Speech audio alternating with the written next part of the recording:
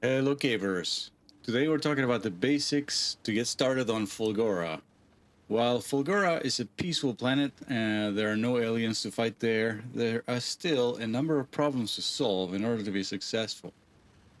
That said, Fulgora could be your second or first place to land on. It is slightly more complicated than Volcanoes is to get started on, but it's also not really that much harder, I would say. Fulgora basically looks like an abandoned industrial world. It is made up of islands floating in a sea of heavy oil. There are Fulgoran ruins that are scattered everywhere on these islands, presumably a leftover of some previous civilization that likely ruined their planet and turned their oceans into a heavy oil that we see. Lightning rains down almost constantly, and in fact will eventually destroy everything that you build that's not covered by an umbrella provided by a lightning rod. You're going to notice that the existing Fulgoran ruins are still standing because scattered among them are Fulgoran lightning attractors, and those keep the lightning away from hitting the structures under them. One of these is always present in your initial landing zone, so you should be safe to just stand there. The only resource deposits that are found on Fulgora are piles of scrap, but there's also the heavy oil from the ocean and an occasional fulgurite spur that you'll find. We'll get back to those later. The ruined buildings that you find covering every inch of land yields basic resources when mined. Specifically, you're going to get varying amounts of scrap, stone, steel, iron gears, copper cables, and iron sticks, or rods as I call them. With these resources, along with anything else that you bring, you can then synthesize almost anything that you can make on Navios. The key to Fulgora is recycling.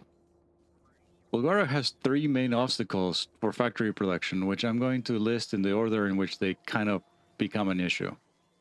The first and most obvious is the lightning that constantly rains down, but lightning rods are 100% reliable, and once you build them, you really can just forget about the lightning. Despite the big warning that you get on your character when you wander away from the lightning rod, you hardly need to worry about lightning hitting you. If it does hit you and you die from it, you can just reload or respawn and just go from there. It's unlikely, but it still does happen occasionally. I was able to explore a large portion of the world without really many worries whatsoever. The second problem is the complete lack of liquid water anywhere, and that makes it difficult to produce steam for power or water for any industrial processes. There are ways of tackling that issue, of course, and I'll get into that in just a minute. But let's talk very quickly about the third problem, which doesn't immediately rear its ugly head, and that is your ability to have enough space to produce things on the planet. Although the third problem is the one that's the least obvious, it can quickly sneak up on you and completely stall your ability to continue expanding into Fulgora unless you do a little bit of initial planning, which really is par for the course for the game. So, not shocked. Once you land, remember you don't need to put down your cargo landing pad where you land. Instead, you send it down and put it in your inventory and then go exploring. You'll find that the oil ocean is actually solid enough to allow you to walk on it, even if it does slow you down.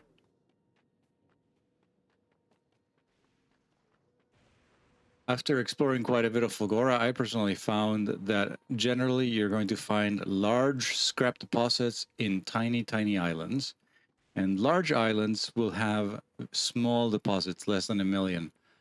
And they also will contain tons and tons of ruins. It's possible that there are seeds out there where this is not true and you have larger deposits on bigger land masses. But unless you are a seed hunter,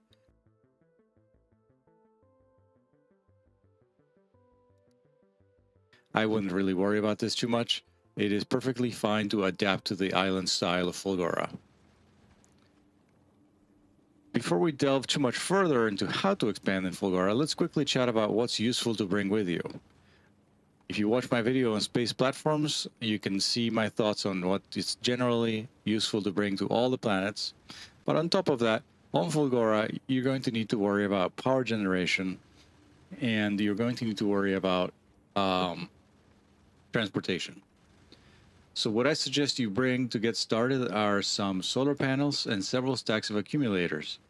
Solar power is only 20% effective of what it is on Navios, but it's still better than zero to get started, and it's much easier than going to try to get some steam initially. You're also going to need a stack of concrete, a few stacks of iron plates, a stack of processing units, those are the blue ones, 2 or 3 stacks of rail supports, and a stack of rail ramps. Oh, and don't forget, bring some lightning rods, at least 1 stack. Presuming that you found a large island you want to settle on, start clearing the buildings on it.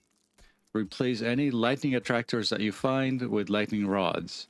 The lightning attractors are great at keeping lightning away, but they do not convert their power into electricity the way that the lightning rods that you have do. Fill in the gaps that may be left over to ensure that the island is completely covered with lightning rods.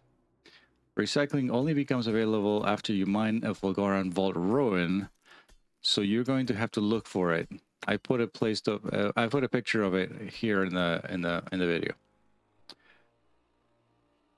There's usually 1 or 2 of them on every large island. It's probably not much of an issue to find one, honestly. You should also clear any fulgurite that you find. This will give you some holmium ore, and you're going to need that to unlock the electromagnetic packs in Fulgora. Eventually, we're just going to get it through recycling, but initially you're going to need all of these little spurs to get your holmium going. Once you've cleared some space, put down your solar panels and accumulators, then set up a basic logistic network. Presuming you unlock the tech, build as many recyclers as you can. Put down your recyclers and then place any scrap in your inventory into the logistics network. At this point, you probably have quite a bit of it. Scrap recycling yields many different resources at different rates and everything you need to make anything you want. I'm not going to cover every single nuance here, as that's for you to discover. I just want to talk about the basics to just get you started. You're going to want to fully mine... You'll want to fully mine out any scrap on the large island that you are occupying simply to recover all that real estate.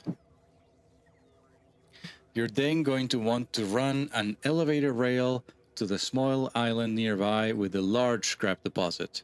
Set up a mining operation on that scrap and make sure you're returning all of the scrap back to the large island for processing.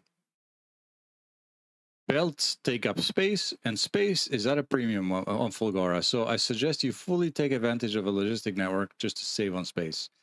If you're using logistic bots, your power needs are going to be high, but you can ignore sorting scrap and just store everything in logistics chests. That said, oh my gosh, there's something mesmerizing about sorting scrap recycling results with belts. Anyways, one thing to note is 20% of all your recycling efforts will be iron gear wheels. This is the highest percentage return on any other resource, and you're going to have to figure out what you want to do with them. There's many options, and the simplest one is to just build loads and loads of storage chests and just store them. But also that's the most boring one. I'm sure you can come up with something more interesting to do with them. One very easy thing to do with them initially is you can recycle iron gears into iron plates, and that is the only way to get them on the planet is through recycling. And since you're going to have tons of gears, you might as well recycle some of them. Ice cubes are, of course, your source of water on Fulgora. You're going to get enough ice cubes that it's going to be able to cover probably all your needs here. Ice cubes are mined at a rate of 5%. So you're going to need quite a bit of scrap to get enough ice to convert to water for your industrial processes. Same thing with holmium. Holmium ore is necessary to progress through the tech tree. You only get 1% of it from scrap. That means you need to recycle 100 scrap for 1 holmium. You're going to be going through thousands and thousands of scrap as quickly as you can to get enough holmium to make a significant amount of it. The main reason I mention this is because you're going to be getting lots and lots of side products alongside, and you can either just start breaking them down and just create a standard sort of manufacturing chain of Fulgora to make products that you're already making on Navius. Maybe you can tone down your Navius production and just make things on Fulgora. It's kind of up to you with how you do it. You could completely shift where you do your science, for example. But really, it's kind of up to you. Like I said, one of the limiting factors on Fulgora is the real estate. You have to go from large island to large island and kind of play with the shape that the island is in and figure out how you want to lay out your factory. That is part of the challenge of settling there.